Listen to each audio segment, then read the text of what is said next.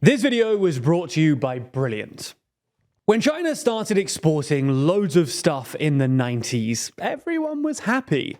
Cheap Chinese exports kept inflation down and allowed Western consumers to achieve a higher quality of life, while incessant demand for Chinese manufacturers fueled its meteoric economic rise. At the time, Western politicians treated their newfound reliance on China as a natural consequence of free trade. It seemed to make sense that China would do the manufacturing, leaving Western economies to focus on more advanced, service-oriented industries. Today, though, that's all changed, and China's trade surplus has been one of the most contentious economic statistics in global politics. Every time new data comes out showing that China is still exporting more stuff than it imports, acting as the world's factory, it renews anxiety amongst governments about their economic dependency on China. Now, according to official data, China's trade surplus has steadily declined over recent years, falling from 10% of GDP in the late 2000s to about 2% today. But analysis from Brad Stetska at the Council for Foreign Relations suggests that China has recently started understating its trade surplus. So in this video, we're going to explain what a trade surplus is, why you should care about it, and why China might be understating theirs.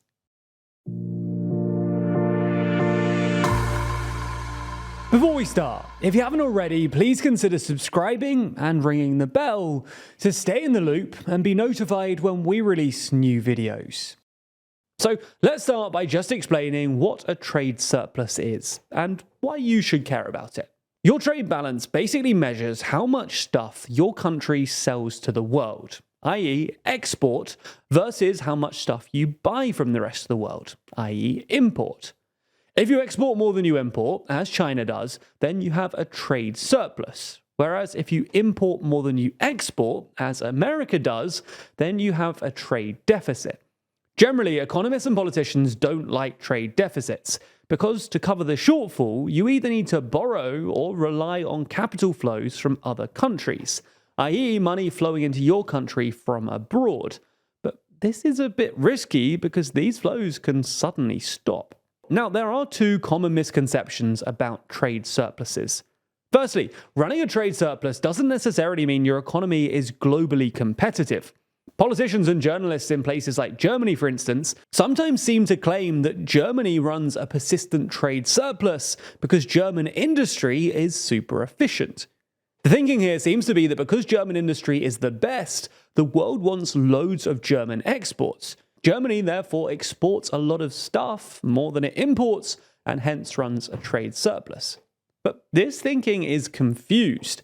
Even if it's true that German industry is the best and the world wants lots of German exports, in a functioning economic system, this should just mean that Germany can afford lots of imports.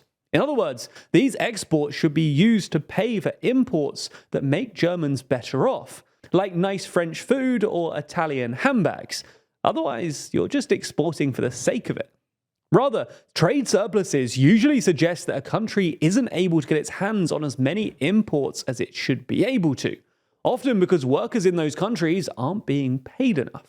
The second misconception is that some journalists and politicians, most notably President Trump, like to focus on bilateral trade surpluses, i.e. the balance of trade between two individual countries.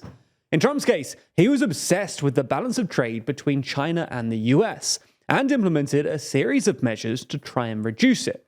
In reality, though, bilateral trade surpluses don't really matter, or at least nowhere near as much as a country's overall trade balance. That's because it doesn't matter if China sells more stuff to the US than it buys. What matters is if China sells more stuff to the entire world than it buys back. In other words, it doesn't really matter who China exports or imports from, but rather whether China imports as much as it exports overall. This is basically because, in a globalized world, trade flits so often between borders that bilateral data is almost meaningless, if not actively misleading. To give a concrete example of this, if China just starts exporting to the US via Mexico, and trade data suggests that this is indeed what's happening at the moment, then America's bilateral trade deficit with China will go down, while its trade deficit with Mexico will go up. So if you're Trump and you're just looking at the bilateral data, you might be happy with this. But nothing's actually changed. In the aggregate, the US is still importing as much stuff from China as it did before, and both countries' overall trade balances are the same as they were before. Anyway, recent analysis by Brad Stetzer at the Council for Foreign Relations suggests that China has recently started understating its trade surplus. Now, we're not going to go into too much detail here because it can get quite complicated, but the basic idea is that there are multiple ways of measuring China's trade surplus. China's Central Statistical Authority comes up with a new figure every year, but you can also figure it out by aggregating customs data or looking at China's goods trade, which makes up a majority of China's overall trade balance. Anyway, this is exactly what Stetzer has done, and as you can see from the graph, in the past couple of years or so, these numbers have mysteriously diverged. According to Stetzer's analysis, China's real trade balance is more than double the official figure, which would put it at about 4% of GDP. Now, because China's economy is massive, this surplus has massive effects on the global economy. Essentially, that's because any surplus has to be balanced by equally sized deficits in other countries. So what's actually going on here? Why is China apparently understating its trade surplus? Well, it could genuinely be a good faith mistake. Calculating headline statistics for an economy as massive as China's is complicated, and there are always going to be margins of error and discrepancies. Other commentators have also suggested that this is down to the way that China counts trade between mainland China and its so-called free trade zones. But it's not clear why this discrepancy would only show up now. Alternatively, it could be that the CCP recognized quite how controversial this number has become and has decided that they need to basically hide it, not least because it looks likely to rise even further in the coming years. This is essentially because, faced with various economic woes, the CCP had two options. Move away from the export-led growth model by increasing domestic purchasing power, which would reduce the overall trade balance, or try to export even more, despite international resistance, which would increase the overall trade balance.